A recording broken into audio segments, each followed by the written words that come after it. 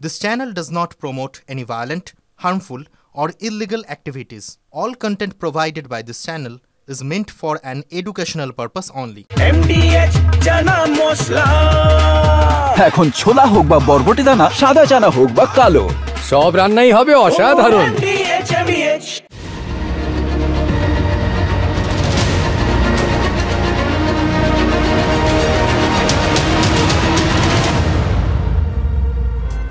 এই মুহূর্তে যারা না বললেই নয় দেখছেন, যারা টিভির ওপাশে বসে রয়েছেন, বা ধরুন আমাদের চেনা পরিচিত আত্মীয় স্বজন সবাই যারা সন্তানের বাবা মা, তাদের একজন হিসেবে আজকের দিনের এই না বললেই নয়টা শুরু করছি একটা প্রশ্ন নিয়ে।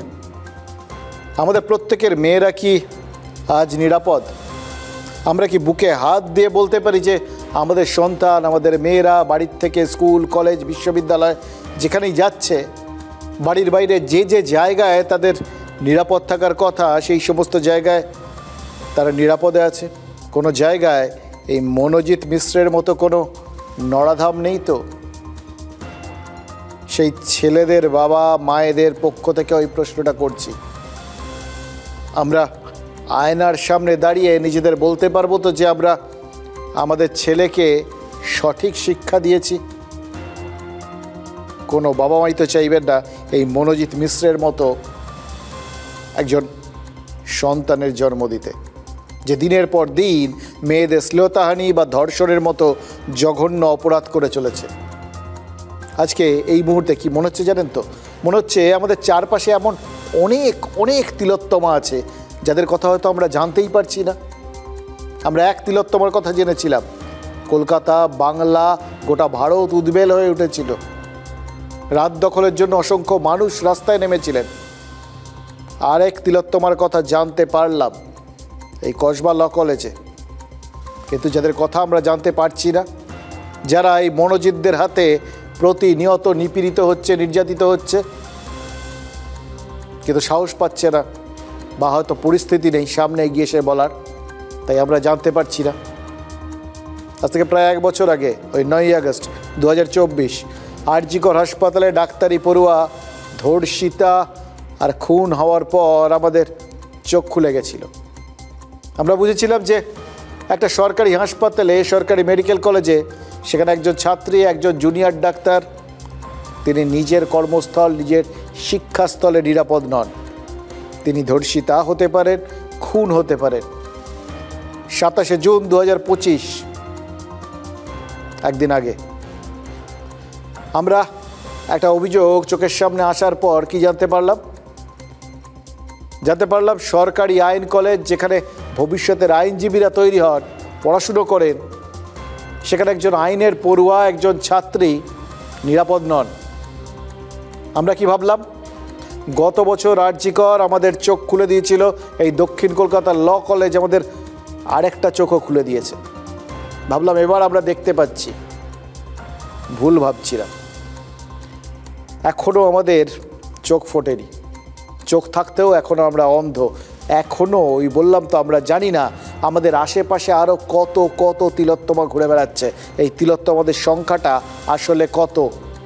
আমরা ততক্ষণ অন্ধ যতক্ষণ না এই মনোজিৎ মিশ্রের মতো অমানুষদের কীর্তিগুলো একের পর এক সামনে আসছে, বা বলা ভালো, এই মনোজিৎ মিশ্রের মতো অমানুষেরা যে কীর্তিগুলো ঘটায়, সেই কাণ্ডগুলো ঘটানোর সাহসটা হারিয়ে ফেলছে। যতদিন তারা এই সাহসটা পাবে, ততদিন আমাদের চারপাশে কিন্তু এই তিলোত্তমাদের ভিড়টা বাড়তেই থাকবে। আজকে বুঝতে পারছি। এবং সেই জন্যেই এই মনোজিৎ মিশ্র নরাধাম, এই মনোজিৎ মিশ্র অমানুষ, এই কথাগুলো বলেও না কোথাও যেন একটা ভেতরে আশঙ্কা তৈরি হচ্ছে। বিষয়টা তো এরকম একজনকে বিচ্ছিন্ন করে দেখার মধ্যে নয়। বিষয়টা এই মনোজিৎ মিশ্ররা কেন, কার হাত মাথায় থাকায়, বা কোন পরিস্থিতিতে বড় হওয়ায় এই ধরনের নরাধাম, এই ধরনের অমানুষ হতে পারছে, হয়ে উঠছে, এটাই আসল জায়গা। এই গোড়াতে যতক্ষণ না আঘাত করতে পারছি ততক্ষণ শান্তিতে থাকা যাবে না, জানেন তো। এই যেরকম আজ TV9 বাংলার হাতে এই মনোজিতের একটা পুরনো ভিডিও এসছে। যতদূর জানতে পেরেছি এই ভিডিওটা 5-6 বছর আগের, মানে 2019-20 এরকম সময় হবে। এই মনোজিৎ তখন হাজরা ল কলেজে, যে কলেজের আইনের ছাত্রীকে ধর্ষণের অভিযোগে আপাতত সে গ্রেফতার হয়েছে, শ্রীঘরে রয়েছে, সেই একই কলেজের ছাত্র সংসদের ইউনিট প্রেসিডেন্ট ছিল। এমনকি যে ছাত্র সংগঠনের সঙ্গে সে জড়িত সেই TMCP তৃণমূল ছাত্র পরিষদের দক্ষিণ কলকাতা সাংগঠনিক কমিটিতে ছিল। সেই সময় এই দক্ষিণ কলকাতা আইন কলেজেরই এক ছাত্রীকে মনোজিৎ শারীরিক নির্যাতন করে।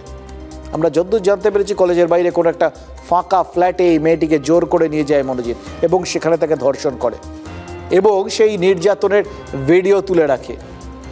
সেই ভিডিও আমাদের হাতে এসছে এবং এই ভিডিও ফের কি প্রমাণ করছে জানেন তো? অন্ধ হলে প্রলয় বন্ধ থাকে না। আমরা চোখ বন্ধ করে থাকতে পারি, ভাবতে পারি আমরা খুব নিরাপদ আছি, ভালো আছি, আমাদের সন্তানরাও খুব নিরাপদে আছে।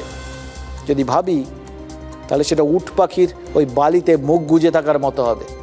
কারণ মনোজিৎ মিশ্ররা আমাদের চারপাশে ছিল, আছে, বহুদিন ধরে আছে এবং সত্যি কথা বলতে কি প্রতি মুহূর্তে আরও মনোজিৎ হয়তো তৈরি হচ্ছে। তার কারণ ওই বললাম কোন পরিস্থিতি, কোন হাত এই মনোজিৎদের মনোজিৎ হয়ে ওঠার সাহসটা দিচ্ছে সেটা এখনও খুঁজে দেখা হয়নি, সেখানে এখন আঘাত আনা হয়। এই ভিডিওটা আমাদের কাছে আছে, পুরোটা আছে এবং সেই ভিডিওটা দেখানোর মতো নয়, বুঝতেই পারছেন। যেটুকুনি আমরা দেখাতে পারছি তাতেও তো বুঝতে পারছেন প্রায় পুরো স্ক্রিন ব্লার করে দেখাতে হচ্ছে। কারণ ওই ভিডিওটায় মনোজিতের সঙ্গে একজন মেয়েও রয়েছে। সে মেয়েটা আপনার, আমাদের যে কোনো একজনের মেয়ে হতে পারে। এবং ওই মনোজিৎ মিশ্রকে ভিডিওতে যে যে জায়গায় দেখা যাচ্ছে সেটুকু দেখালাম, আর যেটা দেখালাম না তার মধ্যে কি আছে সে তো আপনারা বুঝতে পারছেন, সেটা নিয়ে বড় কথা না। একটা জিনিস শুধু ভয়ঙ্কর অস্থির করে দিয়েছে, জানেন তো। ওই একটা জায়গায় এই ছেলেটা এই মানে এদের কি বলে ব্যাখ্যা করা যায়, এদের কি আখ্যা দেওয়া যায় সত্যি জানি না। শব্দ কম পড়ে যায় এদের জন্য ভেতরের বিরক্তি ক্ষোভটাকে বার করে দিতে। এই ছেলেটি, অমানুষ ছেলেটি, মেয়েটির মুখ জোর করে খুলে দেখাচ্ছে যাতে ভিডিওতে তার মুখটা পরিষ্কার বোঝা যায়, যাতে এই ভিডিও দেখিয়ে সে নিয়মিত একে ব্ল্যাকমেল করতে পারে। বিশ্বাস করুন, মাথা ঠিক রাখা খুব মুশকিল। আপনারা দেখলেও মাথা ঠিক রাখতে পারবে না, দেখতে পারবেন, আমিও দেখতে পারিনি। দেখে মনে হচ্ছে না এই নরাধমের চরম শাস্তি হওয়া উচিত? একজন মানুষ হিসেবে এই নরাধমের জন্য যদি চরম শাস্তি চাই তাহলে সেটা কি খুব খুব অন্যায় হবে, ভুল হবে? দেখুন, সত্যি বলছি, কোনটা ঠিক কোনটা ভুল আজকে জাস্ট জানি না, কিন্তু এই নরাধমের শাস্তি চাইছি, প্রকাশ্যে চাইছি। 5-6 বছর আগের এই ভিডিও যেটা সে ওই মেয়েটাকে ব্ল্যাকমেলিং করার জন্য তুলে রেখেছিল, সেই মেয়েটা আজ পর্যন্ত কোনো অভিযোগ দায়ের করতে পারেনি, মনে রাখবেন এটা। এবার তখন মনোজিৎ একজন ছাত্র, আইন পড়ছে, তার মানে বুঝতে পারছেন আজকে এই 5-6 বছর বাদে আবার সেই একই অভিযোগে তার বিরুদ্ধে অন্তত অভিযোগটা সামনে এসছে। একটি মেয়ে সাহস করে সেটা সামনে এনেছে, প্রকাশ্যে এনেছে। তাহলে মাঝখানের যে 5-6 বছর, এই 5-6 বছরে সে আরও কত মেয়ের সর্বনাশ করেছে বুঝতে পারছেন? একে কি বলবেন? এখন যে মেয়েটির অভিযোগের ভিত্তিতে পুলিশ মনোজিৎকে গ্রেপ্তার করেছে সেই মেয়েটি প্রথম নয়। তার মানে অনেক অনেক মেয়ে আজ মুখ বুজে আছে এই মনোজিতের হাতে অত্যাচারিত, নিপীড়িত হয়ে। তারা প্রত্যেকে তিলোত্তমা। আর.জি. কর হাসপাতালের তিলোত্তমা প্রাণে বাঁচেনি। কসবা আইন কলেজের প্রথম বর্ষের ছাত্রী, সে বেঁচে আছে। শারীরিক পরীক্ষার রিপোর্টে যার ওই ধর্ষণের প্রমাণ মিলেছে, যার গলা, বুক, সারা শরীরের বিভিন্ন অংশে অনেক অনেক আঘাত রয়েছে, একাধিক যৌন হেনস্থার চিহ্ন রয়েছে। মানে একটা ধর্ষণ প্রমাণিত হওয়ার জন্য যা যা দরকার সব কিছু রয়েছে। অর্থাৎ ধর্ষণটা যে করেছে আইনগতভাবেও সেটা বুঝতে কোনো অসুবিধা নেই। কিন্তু এই মেয়েটার পরিণতি হতো ওই আরজি করের ওই ডাক্তারি পড়ুয়ার মতো হতে পারতো। এমনি বলছি না, কারণ আছে বলার। ভাবছেন তো যে ওই 5-6 বছর আগের মেয়েটিও তো সে তো বেঁচে আছে নিশ্চয়ই, কি আছে জানি না, কিন্তু এই মেয়েটি বেঁচে আছে। হ্যাঁ, কেন আছে জানেন? কারণ যে এফআইআর এর কপি আমাদের সামনে এসছে তার থেকেই আমরা জানতে পেরেছি কি অবস্থায় কি পরিস্থিতিতে তাকে বেঁচে থাকতে হয়েছে, এবং তাতে তার বেঁচে থাকাটাই অস্বাভাবিক ছিল। ওই অভিযোগকারিনী লিখেছেন যে ভয়ে আতঙ্কে প্রাণে বাঁচার চেষ্টা করতে করতে তার প্যানিক অ্যাটাক হয়, তার শ্বাসকষ্ট শুরু হয়ে গেছিল। মনোজিৎদের সেটা বলেছিলেন, তিনি একটা ইনহেলার চাইছিলেন। যাদের শ্বাসকষ্ট হয় তারা জানেন সেই চরম মুহূর্তগুলোতে ইনহেলার না পেলে কি পরিস্থিতি হয়, এবং ডাক্তাররা জানেন যাদের চরম অ্যাটাক হয় সেই সময় ইনহেলার না পেলে অনেক সময় মৃত্যু পর্যন্ত হতে পারে।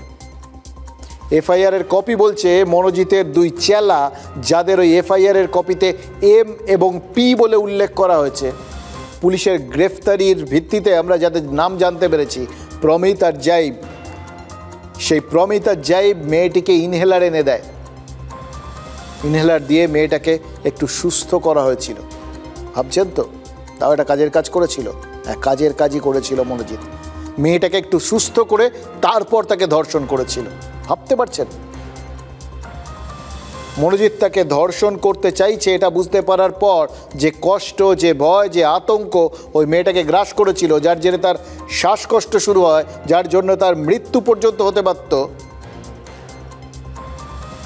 সেই রকম একটা পরিস্থিতিতে একজন মানুষকে ইনহেলার দিয়ে সুস্থ করে তাকে শারীরিকভাবে নির্যাতন করার মানসিকতাকে কীভাবে ব্যাখ্যা করবেন? আমি জানি না কীভাবে করব, বলতে পারবো না। মনোরোগের চিকিৎসকরাও এর ব্যাখ্যা হয়তো সহজে দিতে পারবেন কিনা জানি না, কিন্তু এটুকুনি বলতে পারি, ভেতরে ভেতরে কি লেভেলের একটা ক্রিমিনাল থাকলে, পাকা অপরাধী মন না থাকলে এটা, এবং সবথেকে বড় কথা, দীর্ঘদিন অপরাধ করে পার পেতে পেতে চরম বেপরোয়া না হয়ে গেলে কেউ এটা করতে পারে না। মনোজিতের অপরাধের একটা উদাহরণ এটা শুরুতে দেখালাম, আরও আছে। আপাতত এই ছাত্রীর কথা আরেকটু আসি। মানে এটা বললাম এই জন্যে যে কতদিন ধরে ওই কচু গাছ কাটতে কাটতে ডাকাত হয়ে যায় না, সেরকম কত জনের সর্বনাশ করতে করতে এরকম একটা মানসিক নির্বিকার অবস্থায় চলে আসতে পারে একজন, সেটাই ছেলেটাকে দেখে এবং এই নির্যাতিতার বয়ান দেখে বুঝতে পারছিলাম, জানেন তো। আপাতত ওই ছাত্রীর কথায় আসি, ওর বয়ানের থেকেই বলছি। তাকে ইনহেলার দেওয়ার পর কি হলো? কসবার নির্যাতিতার পরিণতি তারপরেও আরজি করে তিলোত্তমার মতো হতে পারত। এর মনে হওয়ার পেছনে দ্বিতীয় কারণ একটা রয়েছে, সেটা শুনুন। ওই আইন কলেজের সিকিউরিটি গার্ডের ঘরে যখন মেয়েটিকে ধর্ষণ করা হয় তখন ধস্তাধস্তিতে মেয়েটার মাথায় ভীষণ আঘাত লেগেছিল। মেয়েটা কোনো মতে ঘর থেকে বেরোনোর চেষ্টা করতে মনোজিৎ তাকে হকি স্টিক দিয়ে মারার চেষ্টা করে, মারেও। ভাবুন তো, একটা কলেজে হকি স্টিক রয়েছে। হকি আজকাল কজন খেলে? কলকাতায় হকির মাঠ কতগুলো আছে দেখুন। কলেজে কলেজে হকি স্টিক আছে বলে তো বুঝতে পারছি। যেভাবে এই হকি স্টিকের ব্যবহার দেখছি না, যেগুলো সত্যি যদি হকি খেলোয়াড়রা ব্যবহার করতো তাহলে বাংলার হকির এই দুরবস্থা হতো না। জাতীয় দলে অন্তত বাংলার একজন প্লেয়ার হলেও থাকতো। লেসলি ক্লডিয়াস আর গুরবক্স সিংয়ের মতো ওই সোনাজয়ী হকি তারকাদের দুর্ভাগ্য, জানেন তো। তারা যে রাজ্য থেকে আন্তর্জাতিক স্তরে দেশের প্রতিনিধিত্ব করেছেন, অলিম্পিক সোনা জিতেছেন, সেই রাজ্যের কলেজে হকি স্টিক খেলার জন্যে নয়, মনোজিতরা ব্যবহার করে মহিলাদের মারধর করার জন্য। সেই প্র্যাকটিস ছিল বলেই আইন কলেজে অভিযোগকারিণীকে লক্ষ্য করে এত সহজে হকি স্টিক চালাতে পেরেছিল মনোজিৎ। তারপর প্র্যাকটিসটা বেশ ভালো মাত্রায়। এরপর কসবার তিলোত্তমা এরপরে সিকিউরিটি গার্ডের ঘরে মরার মতো পড়েছিলেন, কারণ তার ভয় হয়েছিল এরপর তাকে প্রাণে মেরে ফেলতে পারে মনোজিৎ, খুন করে ফেলতে পারে, তাই মরার ভান করে পড়েছিলেন। রেহাই পেয়েছিলেন? পাননি। তাতে ওই অবস্থাতেই মনোজিৎ তাকে ফের ধর্ষণ করে বলে অভিযোগ। ভাবতে পারছেন?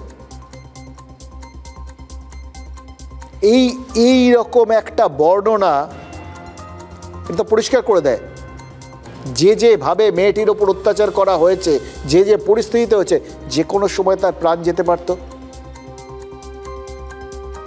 দেখুন, আমরা কথায় কথায় বলি না ওই পশুর মতো, পাশবিক, এই শব্দগুলো আমি উচ্চারণ করিনি, কারণ মনোজিতের মতো মানুষদের এই পশুরাও ঘৃণা করে। মেয়েটি অসুস্থ হয়ে পড়ে, তার শ্বাসকষ্ট শুরু হয়। ভাবুন কি প্যাথেটিক তার কন্ডিশন ছিল।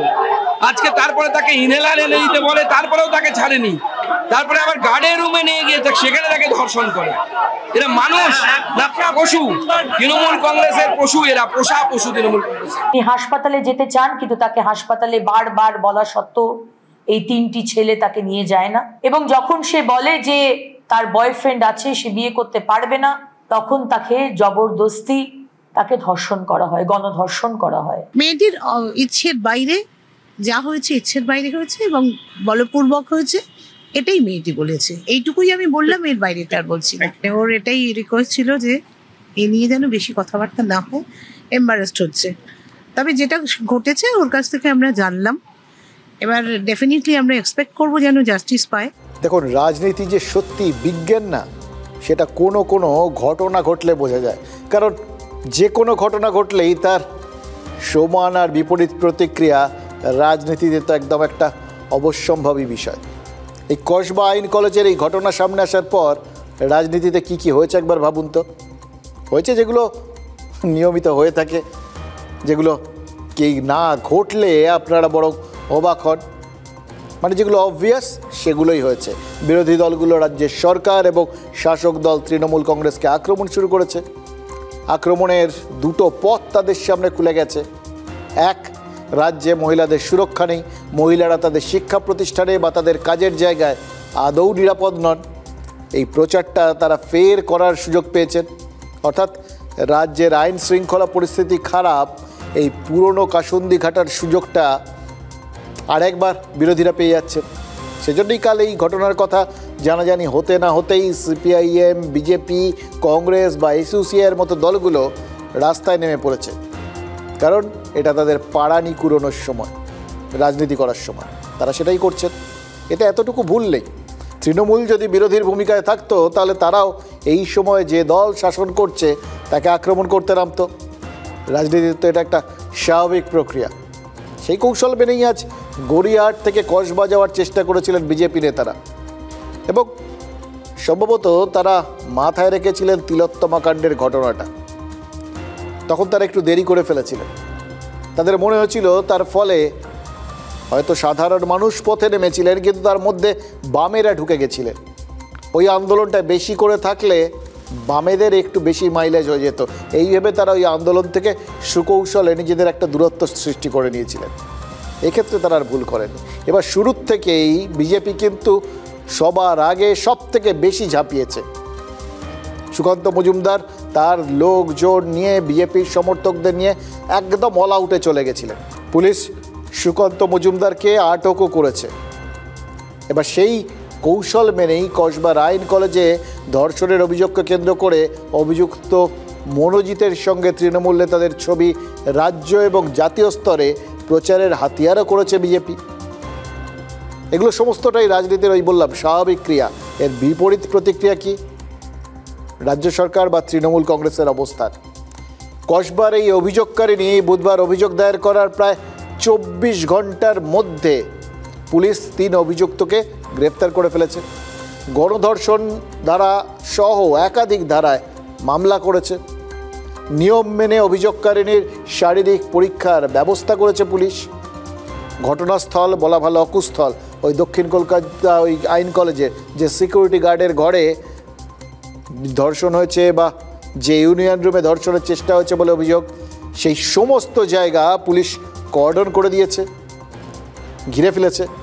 মানে অত্যন্ত দ্রুততার সঙ্গে যা যা করার কথা, কলেজের সিসি ক্যামেরার ফুটেজ সেটা তারা নিজেদের দখলে নিয়েছে, খতিয়ে দেখছে, এবং সেই ফুটেজ থেকে অভিযোগের সপক্ষে প্রাথমিক প্রমাণ শুদ্ধ পেয়ে গেছে এবং পরপর ব্যবস্থাগুলো নিতে শুরু করেছে। যে সময় কলেজে ধর্ষণটা হয়েছে বলে অভিযোগ, সেই সময় কলেজের ভেতরে অভিযুক্তদের এবং অভিযোগকারিনীর উপস্থিতির প্রমাণ পুলিশ পেয়ে গেছে।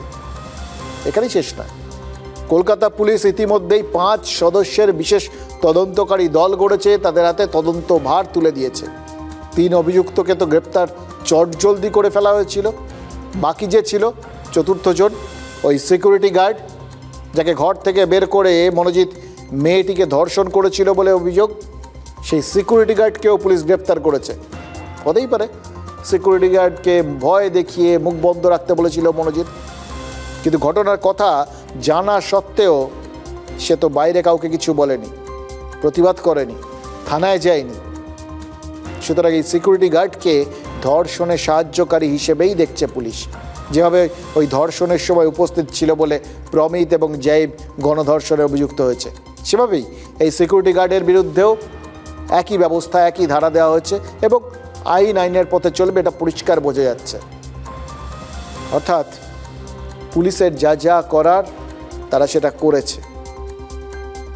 তাহলে আপনাদের এটা বুঝতে হবে যে আরজি করের এই ধর্ষণ আর খুনের ঘটনায় পুলিশের বিরুদ্ধে যে সমস্ত অভিযোগ উঠেছিল, অপরাধ স্থল খোলা রেখে তথ্য প্রমাণ নষ্টে সহযোগিতা বা সিভিক ভলেন্টিয়ার সঞ্জয় রায় ছাড়াও আরও কোনো অপরাধী আদৌ ছিল কিনা, বা সেই আসল অপরাধী কিনা, আদালতের নির্দেশ সত্ত্বেও, রায় সত্ত্বেও অধিকাংশ মানুষের মনে পুলিশের জন্যই তো সেই সংশয়টা তৈরি হয়েছিল। তাদের আড়াল করার চেষ্টা করছে পুলিশ, এই অভিযোগটা তো উঠেছিল। সেগুলোর থেকে সম্ভবত পুলিশ শিক্ষা নিয়েছে, এমনভাবে প্রতিটা পদক্ষেপ নিয়েছে যাতে এক্ষেত্রে তাদের বিরুদ্ধে আর এই অভিযোগগুলো তোলা না যায়। এবং সত্যি কথা বলতে কি, একটা অভিযোগও যে অভিযোগগুলো ওই আরজি করে তিলোত্তমার ক্ষেত্রে তোলা গেছিল, এক্ষেত্রে তোলা যাচ্ছে না। হতে পারে বিজেপি হয়তো বলছে, বিরোধীরা বলছে যে এটা একজন যার সঙ্গে ঘটেছে গোটা ঘটনাটা, সেও তৃণমূল নেত্রী, এই জন্যেই এই ঘটনাটা ঘটেছে। আমরা সেভাবে দেখছি না। আমরা অন্তত এক্ষেত্রে দেখছি একজন নির্যাতিতা আর একজন অমানুষ। পুলিশ অমানুষের বিরুদ্ধে যে ব্যবস্থা নেওয়া দরকার তা নিয়েছে এখন অবধি। আশা করব পুলিশ যে তথ্য প্রমাণ সাজিয়ে এরপর পেশ টেশ করবে, তাতে ওই কামধুনির অপরাধীদের মতো এই অমানুষ অন্তত ছাড় পেয়ে যাবেন। আর এই ঘটনাগুলো ঘটেছে বলেই বিজেপি নেতৃত্ব সম্ভবত একদম পুরোপুরি চেনা ছকে এগোতে পারছে না।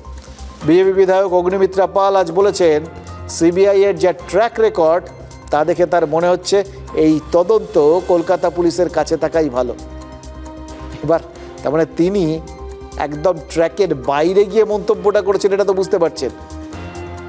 যে কেন্দ্রীয় এজেন্সি তাদের মুখে মুখে ফেরে, প্রত্যেকটা ক্ষেত্রে যে এজেন্সির তদন্ত দাবি করা হয়, এখানে তাদেরই ইগনোর করে কলকাতা পুলিশের ওপর ভরসা রাখা হচ্ছে, যে কলকাতা পুলিশ কিনা রাজ্য সরকারের অধীন এবং যে কলকাতা পুলিশ রাজ্য সরকারের দলদাস বলে তারা প্রতি মুহূর্তে অভিযোগ করেন। এবার তার উপরই ভরসা, মানে পরোক্ষে এক্ষেত্রে রাজ্য সরকারের সদিচ্ছার ওপরেও তারা ভরসা রাখছেন নাকি? এ কিন্তু একটা অদ্ভুত বিষয়। মানে গোটা বিষয়টা কি ঘটলো, ওই যেহেতু চেনা ছকের যে অভিযোগগুলো সচরাচর করার প্রচুর অবকাশ থাকে, এক্ষেত্রে সেটা পাওয়া যাচ্ছে না বলে এই উপলব্ধি। দেখুন, ভূতের মুখে রাম নামের মতো যতই শোনাক, একটা বিষয় তো অস্বীকার করার উপায় নেই, এটার উল্টো দিকও তো রয়েছে।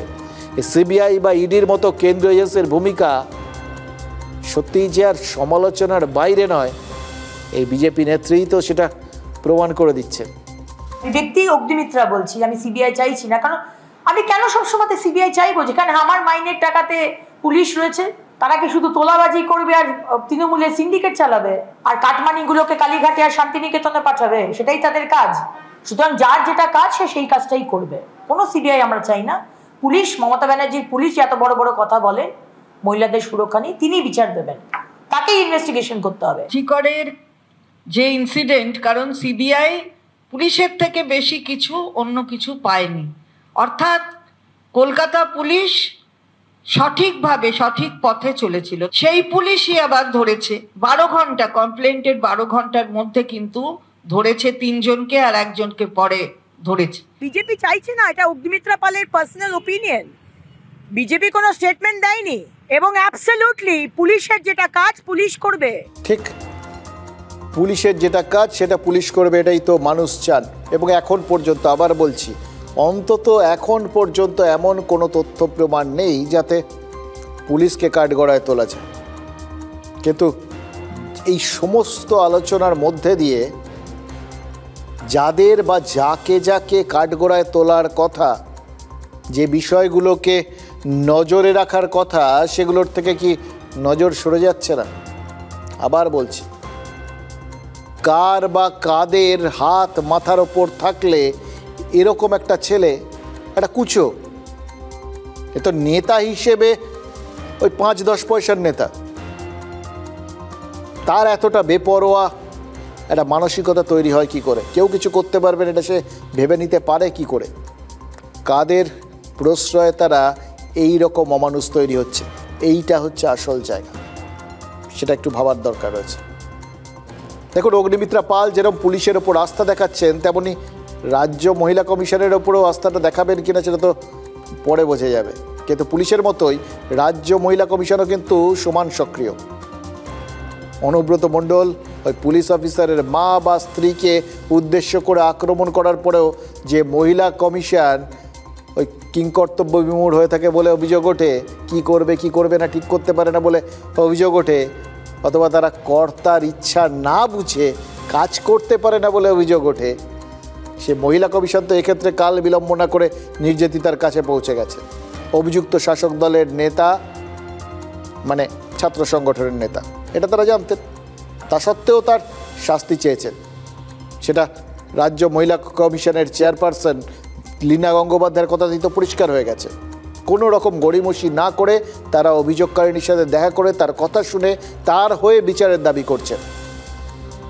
এই সমস্ত কিছু তো তখনই সম্ভব যখন সরকারি স্তরে সদিচ্ছা তৈরি হয়, সরকার যখন অপরাধীর কোনো রং না দেখে তার বিরুদ্ধে ব্যবস্থা নিতে সবুজ সংকেত দেয়, তখন হয়। না হলে কামদুনি গণধর্ষণের মতো ঘটনায় উচ্চ আদালত থেকে কোনো অভিযুক্তের বেকসুর খালাস, কোনো অভিযুক্তের শাস্তি বা ফাঁসির থেকে যাবজ্জীবন হওয়ার জন্য পুলিশ এবং সর্বোপরি সরকারের সদিচ্ছা নিয়ে যে প্রশ্ন উঠতে পারে সেটা তো আমরা দেখেছি। এক্ষেত্রে সেই পচা শামুকে পা কাটার চান্স এখন পর্যন্ত সরকারের নেই। এটা তো গেল একটা সরকারি দিক। রাজনৈতিক দিক থেকেও শাসক দল তৃণমূল প্রথম থেকে সমালোচনার রাস্তা প্রায় বন্ধ করে দিয়েছে। প্রায় বলছি কারণ মদর মিত্রের মতো কেউ সমালোচনার সামান্য সুযোগটুকু দিয়ে ফেলেছে, কিন্তু পরিষ্কার বোঝা যাচ্ছে এই সমস্ত ছোটোখাটো কারোর জন্য দলের ইমেজে আঘাত লাগুক, এটা তৃণমূল হয়তো চাইছে না। শুধু প্রশ্নগুলো মনের মধ্যে খচখচ করছে, জানেন তো। তাহলে কী কারণে ওই তিলোত্তমার ক্ষেত্রে তৃণমূলকে ওরকম বিপরীত অবস্থান নিতে হয়েছিল? কে বা কারা ওই রকম আরজিকর কাণ্ডে জড়িত ছিল, যার জন্যে সরকারকে এরকম সাধারণ মানুষের উল্টো দিকে গিয়ে দাঁড়াতে হয়েছে? कस्बा की घटना से एक मैसेज आ गया पूरा लड़की लोग, पूरा स्टूडेंट लोगों को पास, जे अगर आपको किसी जान पहचान ने बुलाए तो जिस दिन कॉलेज बंद है, परीक्षा चल रहा है, आपको यूनिट की कुछ बनाएगा तो आप मत जाइए, इसमें आपको भला नहीं होगा। वो लड़की अगर नहीं जाता तो ये घटना नहीं घटते थे। अगर जाने का टाइम लड़की किसी को बता के जाते थे, 2 सहेलियाँ लेके जाते थे, ये नहीं घटते। वो जो देख रहे हैं हम, जो गंदा काम किया, वो he had taken the advantage of the situation. আমার মনে হয় 2-4টে কড়া যদি শাস্তি হয় খুব তাহলে দেখবেন এরা শিক্ষা পাবে। মানে এসব মানে কি ভাবনা চিন্তা আমি বুঝতে পারি না। জীবনটা তো ছোটবেলা থেকে আমরাও বড় হয়েছি, কোনোদিন এমনি জিনিস দেখে যেইভাবে ধর্ষণ করতে পারে কোন সহকর্মীকে তার ফাঁসি হওয়া উচিত, ফাঁসি ছাড়া কোনো জায়গা নেই। যারা সেই ধর্ষণের সাক্ষী গণধর্ষণ যারা করেছে তাদের ফাঁসি হওয়া উচিত। দায়িত্বহীন কয়েকজন লোক নেতা হয়ে বসে আছে যার জন্য এরকম ভাবে মহিলাদের উপর অত্যাচার হয়, আর তার উপরে নেতারা কোন রকম ভাবে কিছু জানতে পারে না। এই দু একটা ছেলে আমাদের বদনাম তৈরি করে দিচ্ছে, এদের ফাঁসি দেওয়া আইন আছে তাই জন্য ফাঁসি হবে। আইনটা যদি না থাকতো না এদেরকে এই ল্যাম্প পোস্টে বেঁধে গুলি করে মেরে দেওয়া। মদন মিত্র আজকে যা বলেছেন, গতকাল কল্যাণ বন্দ্যোপাধ্যায় যা বলেছিলেন, সেই মন্তব্যগুলো যে তাদের ব্যক্তিগত, সেটা তৃণমূল পরিষ্কার করে দিয়েছে। তৃণমূল সোশ্যাল মিডিয়ায় বিবৃতি দিয়ে জানিয়ে দিয়েছে মদন মিত্র বা কল্যাণ ব্যানার্জির কথার সঙ্গে তাদের কোনো সম্পর্ক নেই। অর্থাৎ যেভাবে পাকিস্তানের মিসাইল আটকাতে ভারতীয় সেনা এয়ার ডিফেন্স সিস্টেমটা অ্যাক্টিভ করে দিয়েছিল, সেভাবেই ঘটনার কথা জানাজানি হওয়ার সঙ্গে সঙ্গে তৃণমূল নেতারা ডিফেন্স সিস্টেমটাকে খাড়া করে দিয়েছে।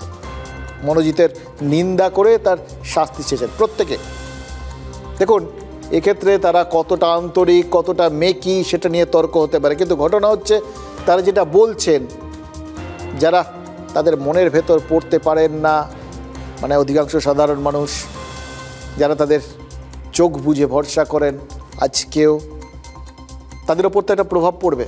তারা তো এটা বিশ্বাস করবেন যে কেউ এরকম অন্যায় করলে অন্তত তৃণমূল তাদের পাশে থাকবে না। এই কখনো কখনো এই এই এই স্টেটমেন্টগুলো খুব দরকার হয়, জানেন তো। আলটিমেটলি তো এই স্টেটমেন্টগুলোই আমাদের ভরসা। তারপর তো সেটাই হবে যেটা দল চাইবে, শাসক চাইবে। সেখানে তো সাধারণ মানুষের কিছু করণীয় নেই। সাধারণ মানুষের জন্য এই স্টেটমেন্টগুলো খুব বড় একটা মানসিক স্বস্তির জায়গা। বাকিটা রইল রাজনৈতিক আক্রমণ। দেখুন, আরজি করের ঘটনার পর আরেকটা রাত দখল আন্দোলন বা রাজ্যব্যাপী প্রতিবাদের একটা ঝড় যে উঠতে পারত, সেটা হয়তো তৃণমূলের মনে হয়েছিল। সেই জন্যই হয়তো তিলোত্তমা 2.0 এরকম একটা প্রতিক্রিয়া, বা রাত দখল 2.0 দ্বিতীয় ভাগ, এরকম পরিস্থিতি যাতে না হয়, তাই জন্যেই তৃণমূল প্রথম থেকে ওই একটা দূরত্ব তৈরি করে ফেলেছে মনোজিতের সঙ্গে। সেই তর্ক বিতর্ক যেগুলো তারপরেও চলছে, সেগুলো তাদেরই দু চারটে ওই ভেতরের কথা, মুখের কথা, মনের কথা কেউ বার করে দেওয়ায় হয়েছে। এই যেরকম মদন মিত্র বা কল্যাণ ব্যানার্জি। কিন্তু কল্যাণ ব্যানার্জি তারপরে যেটা কথাটা বলেছেন, সেটা একদম মানুষের মনের কথা বলেছে। আগের দিন যেটা বলেছিলেন সেটা হয়তো তাৎক্ষণিক প্রতিক্রিয়া ছিল। এটা ওই তাৎক্ষণিক ডিফেন্স সিস্টেম তৈরি হয়ে যাওয়া, যে কোনো অভিযোগ উঠলেই আগে সেটাকে অস্বীকার করে ফেলতে হবে, সেটাকে যা খুশি তাই বলে দিতে হবে। দোষটা যেখান থেকে এসছে সেখানে ফেলে দাও, তাহলে আর নিজেদের গায়ে কিছু লাগবে না। এই প্রতিবর্তক ক্রিয়া, এটাকে বলে রিফ্লেক্স অ্যাকশন। এটার ভিত্তিতেই হয়তো তারা ওটা বলেছিলেন। এখন পুরো বিষয়টা নিয়ে ধাতস্থ হয়ে বুঝেছেন না, ওই সিস্টেমে চলবে না, এটাকে একটু অন্য ডিফেন্স সিস্টেম দিয়ে হ্যান্ডেল করতে হবে। এখন তাই সেভাবে করছে। একটা বিষয় তো বোঝা যাচ্ছে, সরকার এবং তৃণমূল তাদের আগের সমস্ত অভিজ্ঞতা থেকে শিক্ষা নিয়ে এই ঘটনায় প্রথম রাতেই বেড়াল মেরেছে। ফলে এক্ষেত্রে বিরোধীরা যতই রাস্তায় নামুন, যতই ফের বিভিন্ন সংগঠন প্রতিবাদ কর্মসূচি নিক, এক্ষেত্রে শাসক দল বা সরকারকে তারা চাইলেই কাঠগড়ায় তুলতে পারছেন না। একমাত্র যদি না মনোজিতের ক্রাইম রেকর্ডস বা অতীত অপরাধের তালিকা বিচার্য হয়। মুশকিল হচ্ছে মনোজিতের অতীত তালিকাটা, সেটাও কিন্তু বেশ মণিমাণিক্য খচিত, এবং সেইটা কি করে এতদিন ধরে প্রশ্রয় পেয়ে এলো, সেই প্রশ্ন তোলার অবকাশটা কিন্তু আছে, সেটাকে এড়ানো যাচ্ছে না।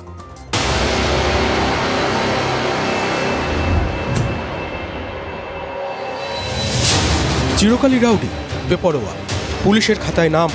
তৃণমূল ছাত্র পরিষদের নেতা মনোজিৎ মিশ্রর বিরুদ্ধে অভিযোগের শেষ নেই।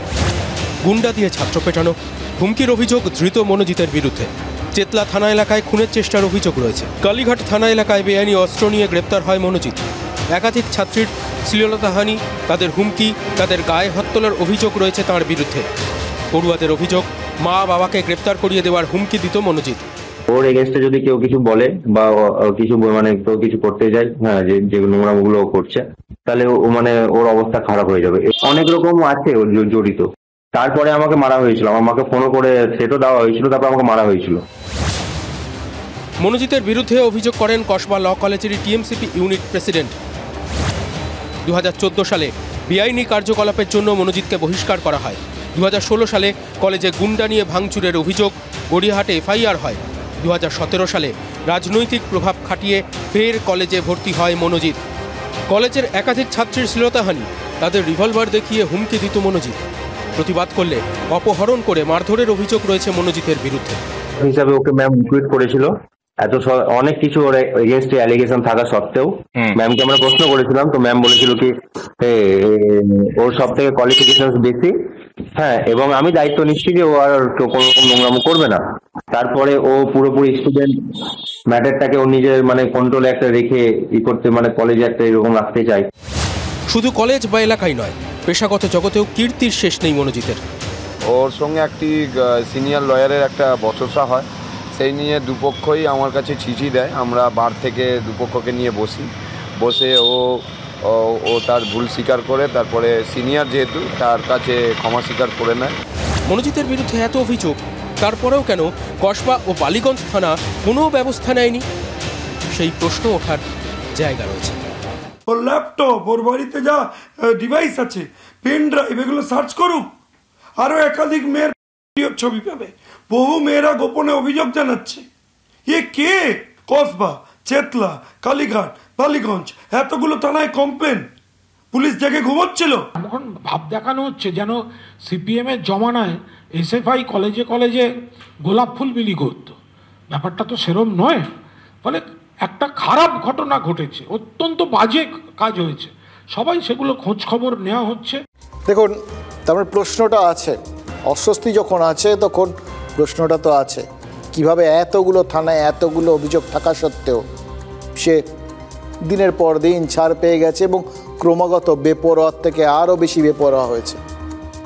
আজকে হয়তো গোটা বিষয়টা সবার নজরে এসছে। যদি এই ঘটনাটা সামনে না আসতো তাহলে আরও কতজনের সর্বনাশ হতো ভাবুন তো। সাউথ ক্যালকাটা ল কলেজের এই গণধর্ষিতা আত্মগোপন করে রয়েছে। আজ থেকে সংবাদ মাধ্যমের সামনের থেকে তার বাবা মা, আত্মীয় স্বজন, এদের সবার তো পরিচয় মুছে গেল।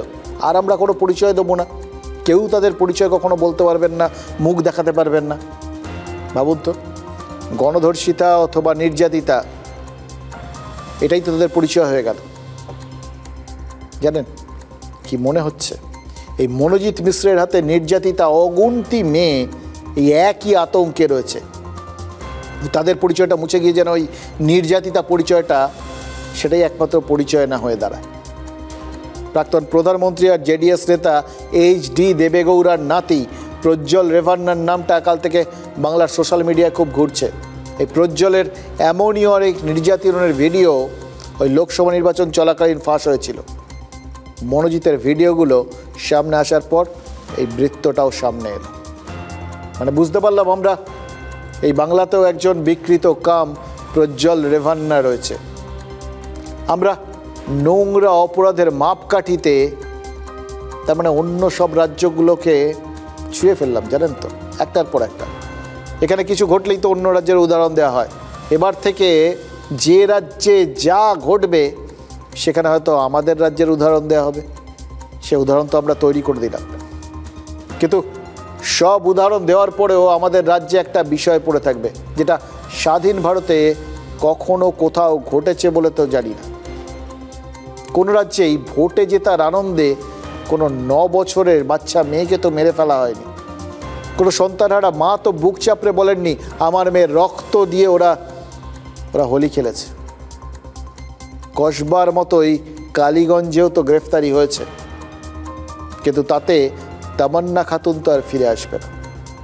এই প্রশাসন, এই আইন ব্যবস্থা যাই করুক সেটা করতে পারবে না, কিন্তু 2026-এর বিধানসভা নির্বাচনের পর আরেকটা তামান্না খাতুন হবে না, এই গ্যারান্টি কি পুলিশ প্রশাসন দিতে পারছে?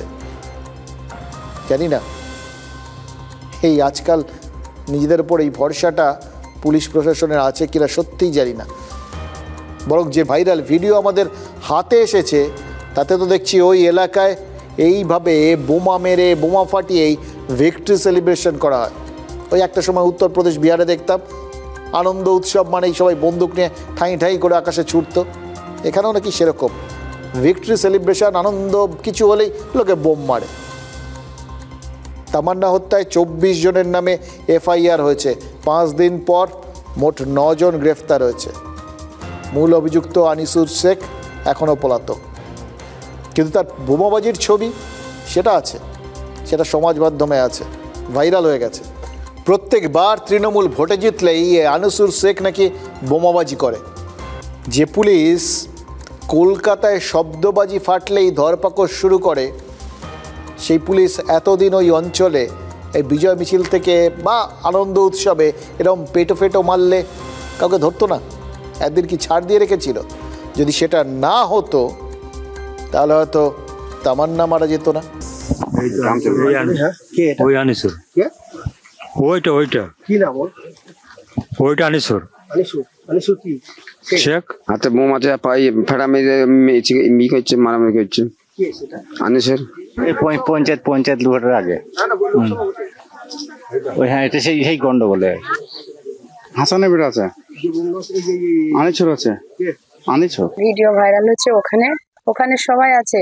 ওই যে একটা যে হুমকি দিচ্ছে আনোয়ার ওখানে আছে, আর ওখানে সেই যে বোম গ্ল্যাম করে মারছে, ওখানে এসে প্রথমেই আদর যে দাঁড়িয়ে আছে, আদর আছে প্রথমে, আদর আছে, কালো আছে, নবাব, বিমল, সাবির, ওখানে ও মানে ওদের মাথা আদর হয়ে আছে ওখানে।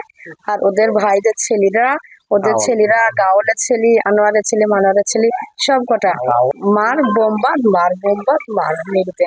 শুনলেন তো? তার মানে একজন আনিসুর বা ওরকম কাউকে ধরলে কিছু হবে না। ওখানে অনেক লোক আছে যাদের এইভাবে বোমা মারাটাই পাসটাই, ফেভারিট পাসটাই, শখ। আনন্দ হলে মারে, দুঃখ হলে মারে, হয়তো খিদে পেলে হয়তো বোম মারে, এরকম ব্যাপার আর কি। ফলে এদের ধরে একজনকে ধরে কিছু হবে না, একজনকে ধরলে আরেকজন আসবে। তাহলে গোড়াটা বন্ধ করতে হবে। বোমাটাই যাতে হাত পর্যন্ত না পৌঁছয় সে ব্যাপারে ব্যবস্থা নিতে হবে। এবার মুশকিল হচ্ছে কারা করবে? পুলিশ। এবার এই পুলিশকে ধরুন সুকান্ত মজুমদার বা শুভেন্দু অধিকারী বারবার বিভিন্ন বিষয়ে ওই তৃণমূলের দলদাস বলে দেখে দেন, সরকারের দলদাস। কিন্তু এই একটা বিষয়ে খাকি উর্দিধারীরা মুখ্যমন্ত্রীর নির্দেশ কিন্তু পালন করেনি, এটা বলে দিতে পারি। বকটুই গণহত্যার পর মুখ্যমন্ত্রী নিজে সেই গ্রামে দাঁড়িয়ে বেআইনি অস্ত্র উদ্ধারের কথা বলেছিলেন। তারপরেও তো কালীগঞ্জ উপনির্বাচনের সময় গ্রাম জুড়ে বোমা মজুত করা হয়েছে। তাই ছোট্ট তামান্নার মৃত্যুর দায় এড়াতে পারে না পুলিশ বিভাগও। এবার সেই নির্বাচনের দিন বিরোধীরা নির্বাচন কমিশনের লিখিত অভিযোগ দায়ের করেছিল, তার আগে পর্যন্ত দায়ের করেছিল। পর্যবেক্ষক কি করেছিলেন? ওকে লিখে দিয়েই দায় সেরেছিলেন। এই অভিযোগগুলো যদি সত্যি হয় কংগ্রেসের বা বিরোধীদের, তাহলে তামান্না খাতুনের রক্ত ওই নির্বাচনী পর্যবেক্ষকের হাতেও তো লেগে রয়েছে বলে ধরতে হবে। যদি কমপ্লেন করা হতো আর ব্যবস্থা নিত তাহলে আজকে আর আসতোই না। তাহলে তামান্না পেয়েছে, তামান্না মায়ের বুকে থাকতো।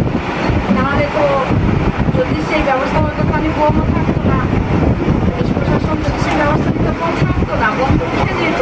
তামান্নার মা তিনি বলছেন যে এখানে এই বাড়িগুলোতে বোমা আছে, অথচ পুলিশ জানে না, অথবা পুলিশ জেনে শুনে ধরছিল না তৃণমূলের চাপে। ওই যে গাহর ফাহর কি নাম বললাম তাদের কোনো চাপ আছে, গাউলের চাপে। পরিবার যদি সিবিআই তদন্ত চায়, আমরা সিবিআই তদন্ত এবং তার সাথে এনআইএ তদন্ত চাইব। পরিবার যেহেতু জানে না, যেহেতু এটা বিস্ফোরক মামলা আছে, অর্থাৎ বোম ফাটার মামলা আছে, এতে এনআইএ ঢুকতে পারে। এটাতে এনআইএ ঢোকার অপশন আছে। এনআইএ ঢুকলে পরে যারা এই বোম বানানো বোম ফাটানোর সাথে যুক্ত তারা সব কটা জেলের ভেতরে ঢুকবে। দেখুন, একটা জিনিস তো খুব পরিষ্কার, যদি ঠিক সময় ব্যবস্থা নেওয়া হতো তাহলে এই জিনিসটাই কালীগঞ্জের হয়তো অভ্যেসে পরিণত হতো না, তাহলে হয়তো তামান্না মারা যেত না। এটা খুব জরুরি বিষয়, কোনো জিনিস গোড়াতে আটকে দেওয়া। যে জিনিসটা আটকালে তামান্নার ঘটনা ঘটতো না, হয়তো এই ল কলেজের ঘটনা ঘটতো না। ঘটছে তো, কারণ সেগুলোকে সময়ে সামলানো হয়নি। একই ঘটনা তো আমাদের প্রতিবেশী বাংলাদেশেও ঘটছে। প্রত্যেক দিন বাংলাদেশের কোথাও না কোথাও হয় শিল্প সাহিত্যে টুটি চিপে ধরা হচ্ছে, না ইতিহাসকে ভেঙে গুড়িয়ে দেওয়া হচ্ছে। কেন হচ্ছে? কারণ এটাই এখন ও দেশের নিউ নর্মাল। এগুলোকে আর কেউ সামলাচ্ছে না, সামলায় না, থামায় না, আটকায় না। বাংলাদেশিরা এই ঘটনাগুলোকে আর বিচ্ছিন্ন বলে ভাবছেন না, কারণ এটাই এখন প্রতি মুহূর্তে সরকারি মদতে হচ্ছে, কোথাও আটকানোর চেষ্টা হচ্ছে না। এই কদিন আগেই রবীন্দ্রনাথ ঠাকুরের বাড়ি ভাঙা হয়েছিল, তারপর জাতীয় কবি নজরুলের ভাস্কর্য, আর এবার ঢাকার বিজয় সরণির মৃত্যুঞ্জয় ভাস্কর্য, সেটা ভেঙে গুড়িয়ে দিলেন ইউনূস সাহেব নিজে। ভাষা আন্দোলন, শেখ মুজিব আর ৭১-এর স্বাধীনতার লড়াই, এই তিনটে ইতিহাস লেখা ছিল মোট ৭টা দেওয়ালে। দেশ বিদেশ থেকে যখন অতিথিরা আসতেন না, ওখানে যেতেন, দেখতেন, সেটা আর দেখা যাবে না। গোটা ইতিহাসটাই মুছে ফেলা হলো। জুলাই আন্দোলনের সময় এই ধর্মীয় উন্মাদরা অর্ধেকটা ভেঙে ফেলেছিল, বাকিটা ভেঙে ফেললো এই বাংলাদেশের উগ্র প্রশাসন। উগ্র মৌলবাদের অসমাপ্ত কাজটা উগ্র ইউনূসের সরকার সমাপ্ত করেই ছাড়ল। আজ আবার মোহাম্মদ ইউনূসের জন্মদিন, হতে পারে তিনি তার জন্মদিনের রিটার্ন গিফটটা দিলেন মৌলবাদীদের। দেখুন, ইউনূস সাহেবকে আমাদের যতই অপছন্দ হোক বা আমরা যতই তাকে অপছন্দ করি, সেটা তো একদম মানবতা বিরোধী কাজকর্ম করার জন্য, অসুস্থ মানসিকতার জন্য। কিন্তু তাও একজন ব্যক্তিকে তার জন্মদিনে শুভেচ্ছা জানানো উচিত, আমরাও জানাচ্ছি, দীর্ঘায়ু কামনা করছি তার। কিন্তু আমরা যাই করি, বাংলাদেশিরা তারা কি মন থেকে তাকে শুভ জন্মদিন বলতে পারছেন? যা রিটার্ন গিফট তিনি দিচ্ছেন, তারপর আর হয়তো বাংলাদেশিরা মন খুলে তাকে কোনো কিছুই বলতে পারবেন না, কোনো শুভেচ্ছাই জানাতে পারবেন না। এই জন্মদিনে একটা গিফট পেয়েছেন, জানেন তো, মোহাম্মদ ইউনূস। তিনি আন্তর্জাতিক প্ল্যাটফর্মে সাবলীল তো, কাকতালীয়ভাবে তার বার্থডে গিফটটাও ওই ইন্টারন্যাশনাল প্ল্যাটফর্ম থেকেই পৌঁছেছে। কাকতালীয়ভাবে শুধু নয়, আরেকটা কারণও আছে। ভারতের বিরুদ্ধে বাংলাদেশের একটা অংশ থেকে যে বিদ্বেষ ছড়ানো হচ্ছে, সেই ভারতের মাটির থেকেই উপহারটা পেয়েছে বাংলাদেশ। উপহারটা কি জানেন? ইউক্রেনের একটা চিঠি। দিল্লির ইউক্রেন দূতাবাস থেকে চিঠিটা গেছে, আর চিঠিতে কি বলা হয়েছে জানেন? বাংলাদেশ গম চোর। একেবারে হাতে গরম প্রমাণসহ চিঠি, বলা হচ্ছে ইউক্রেনের গম চুরি করে বাংলাদেশে ঢোকানো হয়েছে। বিষয়টা নিয়ে ইউনাইটেড নেশনসেও অভিযোগ জানাতে যাচ্ছে ইউক্রেন। মানে সারা বিশ্বের সামনে বাংলাদেশের গম চুরির পর্দাফাশ হয়ে গেল। এটা নিয়ে উনি, যদিও ভারতের মাটির থেকে, মানে ভারতের ইউক্রেনীয় দূতাবাস থেকে চিঠিটা গেছে, কিন্তু এর মধ্যে কিন্তু ভারতের হাত দেখতে পারবেন না। যদি হাত কিছু থেকে থাকে, পুরোটাই ইউনূস সাহেবের নিজের হাত রয়েছে। সাহিত্য, সংস্কৃতি, ইতিহাস সব গোল্লায় দিয়েছেন। বাকি ছিল বিশ্ব দরবারে মান সম্মানটা দেশের, সেটা আরও দফা রফা করে ছেড়ে দিলেন। আজ বাংলাদেশের সব সংবাদপত্রে এই লজ্জার খবরটা বেরিয়েছে। ইউনূস সাহেবও নিশ্চয়ই জন্মদিনের সকালে উঠে খবরটা পড়েছেন। দেখুন, বাংলাদেশের গম আমদানির মূল রাস্তা ছিল 3টে দেশ, ভারত, রাশিয়া, ইউক্রেন। রাশিয়ার সঙ্গে ইউক্রেনের যুদ্ধ লাগায় সেখান থেকে গম আসা বন্ধ হয়ে গেছিল। তাও তারা খেয়ে পড়েছিল কিভাবে? কারণ ভারত গম দিয়ে যাচ্ছিল। এইভাবে মানে হাসিনা দেশ ছাড়া হওয়ার পরেও ভারত কিন্তু চাল গম পাঠিয়েছে। কিন্তু যেভাবে ভারতের বিরুদ্ধে এই বিদ্বেষকে প্রশ্রয় দিয়েছেন মোহাম্মদ ইউনূস, ভারতের বিরুদ্ধে একের পর এক মন্তব্য করেছেন, ভারত শেষ পর্যন্ত গম রপ্তানি বন্ধ করে দিয়েছে, আর তার সঙ্গে স্থলপথে বাণিজ্যে বিধিনিষেধও জারি করেছে। আজকেও একটা হয়েছে, পাট দ্রব্যের বাণিজ্যে বিধিনিষেধ জারি করেছে নয়াদিল্লি। এবার ইউনূসের কাছে এর ফলে দুটো উপায় ছিল। এক, ভারতের বিরুদ্ধে যুদ্ধ ঘোষণা করা। না, এটা তো সম্ভব না। সেটা তিনি বুঝে গেছেন। ওই পাকিস্তানের গালে চর পড়তেই এই সমস্ত কথাবার্তা যারা বলছিলেন তারা চুপচাপ হয়ে গেছে। 2, ভারতের বিরুদ্ধে চক্রান্ত বন্ধ করা। আর 3, কালোবাজারির পথে এগোনো। এবার ভারতের বিরুদ্ধে চক্রান্ত বন্ধ করতে গেলে তার গদি সংকটে পড়ে যেত, ওটা করার জন্যই তো তাকে বসানো হয়েছে। সেটা যদি তিনি করা বন্ধ করতেন তাহলে মৌলবাদীরা তার পেছনে লেগে যেত। তাই তিনি একদম কালোবাজারির সহজ পথে গিয়েছিলেন, আর সেটা করেই আন্তর্জাতিক বাজারে চোর অপবাদ এনে দিলেন বাংলাদেশকে। বাংলাদেশ তাকে মানে একদম মাথার ওপরে বসিয়ে নিয়েছিল নিজের জন্মদিনে বাংলাদেশকে। তাই এই রিটার্ন গিফটটা দিলেন। জানেন তো, শোনা যাচ্ছে গম আমদানি করতে যে যে সংস্থার হাত ধরেছিলেন সেগুলো বকলমে তার আর তার ব্যবসায়ী বন্ধুদেরই সংস্থা। সুতরাং বুঝতে পারছেন অন্তর্বর্তী সরকার না ইউনূস সাহেবের ব্যবসা ঠিক কোনটা চলছে বাংলাদেশে। বাংলাদেশে বিপুল গম আমদানির পর্দাফাশ করে দিল ইউক্রেন। গোটা দুনিয়ার সামনে বাংলাদেশকে গম চোর বলল ইউক্রেন।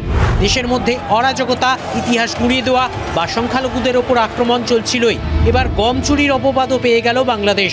বাংলাদেশের বিরুদ্ধে গম চুরির অভিযোগ তুলে ইউনাইটেড নেশনসে যাচ্ছে ইউক্রেন। রয়টারের প্রতিবেদন অনুযায়ী অন্তত 1.5 লক্ষ টন গম বেআইনিভাবে ইউক্রেন থেকে এনেছে বাংলাদেশ। ভারতের ইউক্রেন দূতাবাস থেকে চিঠি গেছে ঢাকায়। আগের কয়েকটি চিঠি নিয়ে বাংলাদেশ চুপ ছিল বলে অভিযোগ। এবার একেবারে হাতে গরম প্রমাণসহ হুঁশিয়ারি দেওয়া হয়েছে বাংলাদেশকে। ইউক্রেনের অভিযোগ, রাশিয়া অধিকৃত ইউক্রেনের গম বিনা চুক্তিতে আমদানি হয়েছে। অভিযোগ, ভুয়ো বেসরকারি সংস্থার নামে এই গম আমদানি করেছে বাংলাদেশ। আন্তর্জাতিক বাণিজ্যের সব নিয়ম লঙ্ঘিত করেছে বাংলাদেশ। যে কোনো দেশ থেকে আমদানি বা রফতানির ক্ষেত্রে আন্তর্জাতিক চুক্তি মানতে হয়। কোনো দেশ অন্য দেশ থেকে কিছু আনতে গেলে চুক্তি করতে হয়। গত 1 বছরে গমের বিপুল আমদানির নেপথ্যে কোনো চুক্তি ছিল তা অনেক দিন ধরেই জল্পনায় ছিল। বাংলাদেশের গম আমদানির 3টি মূল দেশ হলো ভারত, রাশিয়া, ইউক্রেন। 2022-এ রাশিয়া ইউক্রেন যুদ্ধ শুরু হয়। রাশিয়া ইউক্রেন যুদ্ধের পর ভারত গম রপ্তানি কমিয়ে দেয়।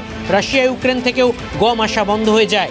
2022-এর আগে পর্যন্ত বছরে 50 লক্ষ টন গম আমদানি করছিল বাংলাদেশ, কিন্তু যুদ্ধের পর মাত্র 38 থেকে 40 লক্ষ টন আমদানি শুরু হয়। অথচ 2023-24-এ আচমকাই 76% বৃদ্ধি পেয়ে যায় বাংলাদেশের গম আমদানি। অনেক আগে থেকেই ইউক্রেনিয়ান যে ডিপ্লোম্যাটিক মিশনসরা রয়েছে, যে কনসুলেটসরা রয়েছে, তারা কিন্তু বাংলাদেশকে 4টে চিঠি লিখে সে জানানো হয়েছিল। সেই চিঠির কোনো সদুত্তর কিন্তু বাংলাদেশ কর্তৃপক্ষের তরফ থেকে আসেনি। তার ইমপ্লিকেশনস বাংলাদেশের উপর কিন্তু সাংঘাতিক হতে পারে। যদি ইউ বাংলাদেশের উপর স্যাংশনস আনে, সেটা কিন্তু বাংলাদেশের ফুড সিকিউরিটির ক্ষেত্রে একটা বিশাল বড় ইম্প্যাক্ট ফেলতে পারে। কাকতালীয়ভাবে মোহাম্মদ ইউনূসের জন্মদিনেই বিষয়টা দুনিয়ার সামনে চলে এসেছে। গোটা বিশ্বের পাশাপাশি এদিন বাংলাদেশের গণমাধ্যমেও বাংলাদেশের গম চুরি শিরোনামে জায়গা পেয়েছে। সূত্রের খবর, ভারতের ইউক্রেন দূতাবাসের আধিকারিক পলিশচুক জানিয়েছেন, বাংলাদেশ যেটা করেছে সেটা অপরাধ। আমরা আমাদের ইউরোপিয়ান ইউনিয়নে যাচ্ছি, যথাযথ ব্যবস্থা নেওয়া শুধু সময়ের অপেক্ষা। রাশিয়া ও বাংলাদেশ সরকারিভাবে মুখ না খুললেও বাংলাদেশের খাদ্য মন্ত্রণালয়ের একজন কর্মকর্তা রয়টারকে বলেছেন, গমের উৎস যদি ইউক্রেনীয় ভূখণ্ড হয় তাহলে আমরা সেটা আমদানি করি না। বাংলাদেশ কোনো চোরা গম আমদানি করে না। দেখুন, ইউক্রেনকে রুটির ঝুড়ি বলা হয়। ক্রিমিয়া উপদ্বীপের মাটি পৃথিবীতে উর্বরতম, আর রাশিয়া এবং ইউক্রেন মিলিতভাবে পৃথিবীর 28% গম উৎপাদন করে। 3.5 বছর আগে যখন এই যুদ্ধটা শুরু হলো, তারপর থেকেই কিন্তু ওই জায়গার থেকে, মানে ইউক্রেন আর রাশিয়া থেকে গম আমদানিগুলো, রফতানিগুলো সব জায়গাতেই ধাক্কা খেয়েছিল, আর তাতে ভারতের রফতানি বেড়ে গেছিল। তবে ভারত ইউক্রেনের গম চুরি করতে যায়নি, ইঁদুরের ভূমিকাটা পালন করেছে বাংলাদেশ। কারণ উত্তর পূর্বাঞ্চল নিয়ে টানা উস্কানি দেওয়ার জন্য 11 মাস আগে বাংলাদেশে ওই গম রফতানি বন্ধ করে দিয়েছিল ভারত। এবার সেটা না হয় চুরি চামারি করে বাংলাদেশের ওই বাহাদুররা ম্যানেজ করেছে। কিন্তু গঙ্গার জল যদি পুরোটাই ভাগীরথীর ওপর দিয়ে বইতে শুরু করে, কিংবা তিস্তার মুখ যদি হঠাৎ ঘুরে যায়, তাহলে কী হবে বলুন তো? সেক্ষেত্রে কোন দেশ থেকে নদী নিয়ে আসবে, নাকি জাহাজে করে জল আনবে? ভারত তো বলেই দিয়েছে, গঙ্গা জলবন্টন নিয়ে আগের চুক্তির আর নবীকরণ করা হবে না, নতুন করে চুক্তি করতে হবে। চুক্তিতে শর্ত হয়তো থাকবে যে ওপারে কেউ মুখ খুললেই এপারে বাঁধের লক গেট বন্ধ হয়ে যাবে। এবং তা যদি হয়, তাহলে একটা কথা তো বলে দিতেই পারি, এই উপমহাদেশে ভারত মারলে যে কেউ বাঁচাতে আসবে না, সেটা বুঝে নেওয়াটা খুব জরুরি বাংলাদেশের জন্য। দেখুন, ভারত সিন্ধু জলবন্টন চুক্তি স্থগিত করে দিয়েছে, এটা আপনারা জানেন। এটা নিয়ে পাকিস্তান হম্বি তম্বি করে নেদারল্যান্ডসের ওই হেগ সালিশি আদালতকে এগিয়ে দেওয়ার চেষ্টা করেছিল, তারা মাতব্বরি করতে এসেছিল। দিল্লি জানিয়ে দিয়েছে ওই আদালতকেই মানি না তো তার বিচার।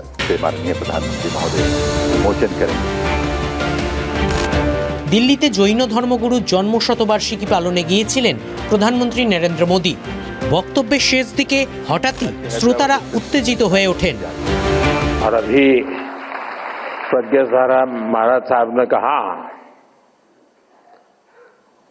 कि जो हमें छेड़ेगा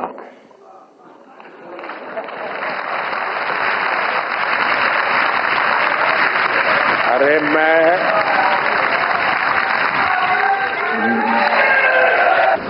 जैनियों के कार्यक्रम में हूं,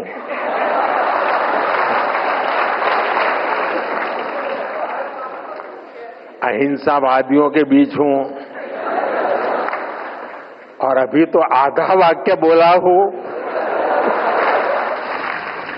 और आपने पूरा कर दिया। भले शब्दों में नहीं कहा, शायद आप ऑपरेशन सिंदूर को आशीर्वाद दे रहे थे।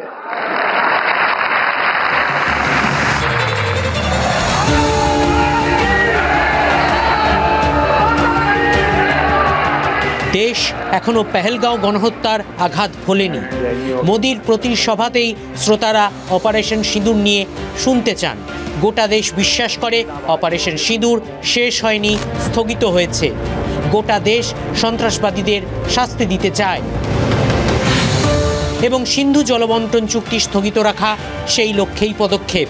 কারণ ভারত জানিয়ে দিয়েছে রক্ত ও জল একসঙ্গে বইতে পারে না। একই কথা জানিয়ে দেওয়া হলো নেদারল্যান্ডসের স্বঘোষিত সালিশি আদালতকে। নেদারল্যান্ডসের হেগ শহরে আন্তর্জাতিক আদালত, সেখানেই স্থায়ী সালিশি আদালত রয়েছে। সালিশি আদালত ভারতের বিরুদ্ধে রুলিং দেয়। জলচুক্তি নিয়ে একতরফা সিদ্ধান্ত হতে পারে না বলেছিল আদালত। কিষেনগঙ্গা ও র্যাটলে জলবিদ্যুৎ প্রকল্প নিয়ে পাকিস্তানের আপত্তি। 2016 সালে সালিশি আদালতে মামলা করে পাকিস্তান। সেই মামলার অতিরিক্ত রায় ভারতের বিরুদ্ধে রুলিং দেয় সালিশি আদালত। ভারতের বিদেশ মন্ত্রক জানিয়েছে এই সালিশি আদালতের অস্তিত্ব আমরা স্বীকার করি না, তাই অবৈধ আদালতের কোনো রায়কে স্বাগত জানানো বা খারিজ করা দুটোই মূল্যহীন। পাকিস্তানকে খুশি করতে এক পেশে সাজানো রায় দেয়া হয়েছে। পাকিস্তান সন্ত্রাস সম্পূর্ণ নির্মূল করা পর্যন্ত ওই চুক্তি স্থগিতই থাকবে, স্পষ্ট করে দিয়েছে ভারত। পাকিস্তান সালিশি আদালতের নালিশ ঠুকে নিজের গা থেকে সন্ত্রাসের আঁতুড়ঘর হওয়ার পাপ ধুয়ে ফেলতে চাইছে বলেও অভিযোগ করেছে বিদেশ মন্ত্রক। দেখুন, পাকিস্তান এই রায়ে খুব খুশি হচ্ছে, কিন্তু ভারত তো পরিষ্কার করে দিয়েছে যে এটাকে তারা মানেই না, মানে আদালতটাকেই তারা মানে না। কিন্তু ভারতের এইভাবে উড়িয়ে দেওয়াটা তো বুঝলাম। ট্রাম্প তিনিও কিন্তু বেজায় চটেছেন, জানেন তো, ওই আদালতের উপরই চটেছেন। কারণ ট্রাম্প মনে করেন গোটা বিশ্বে যে কোনো বিষয়ে সালিশি করার একমাত্র অধিকার হচ্ছে তার। তাই জন্য তিনি নিজের রুলিং দিয়েছেন যে ভারত আর পাকিস্তান নিজেদের মধ্যে পরমাণু যুদ্ধ করলে তিনি কোনো দেশের সঙ্গেই আর বাণিজ্য করবেন না। আচ্ছা, এটা কোনো কথা হলো? ভারতের তো এতে কিচ্ছু এসেই যায় না। প্রথম কথা, ভারত থেকে যে প্রচুর মালপত্র আমেরিকা যায় এরকম কিছু না। এবং দ্বিতীয়ত, এটা তো ভারতও ভাববে এটা সরাসরি পাকিস্তানকে হুমকি। কারণ ভারত তো তখনই পাকিস্তানকে মারবে যখন ভারতে তারা জঙ্গিয়ানা করবে বা কোনোভাবে ভারতের ওপর আক্রমণ করবে। ভারত আঘাত করে না, প্রত্যাঘাত করে। ভারত তখনই সিন্ধুর জলচুক্তি মানবে যখন পাকিস্তান জঙ্গিদের ফাঁসিতে ঝোলাবে বা ভারতের হাতে তুলে দেবে এবং ওই মাদ্রাসাগুলোয় বুলডোজার চালাবে। এবার তার ফলে কী বা দাঁড়ালো? যা কিছু করণীয় সেটা পাকিস্তানের, ভবিতব্য যা তাও পাকিস্তানের। আর পরমাণু যুদ্ধের তো প্রশ্নই ওঠে না, কারণ পাকিস্তানে যে পরমাণু অস্ত্র রয়েছে তা পাকিস্তানের নিজের নয়, অন্য কারোর। ভারত তাই জন্য বলেছে এই পরমাণু যুদ্ধের ব্ল্যাকমেলকে আর প্রশ্রয় দেওয়া হবে না। তাহলে কি দাঁড়ালো? গোটা বিশ্বের কারোর বক্তব্যকেই ইদানিং ভারত আর খুব একটা গুরুত্ব দিচ্ছে না।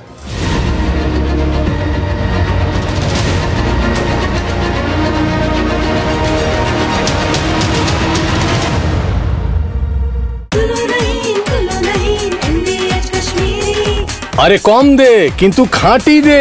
MDH কাশ্মীরি লাল লঙ্কার গুঁড়ো।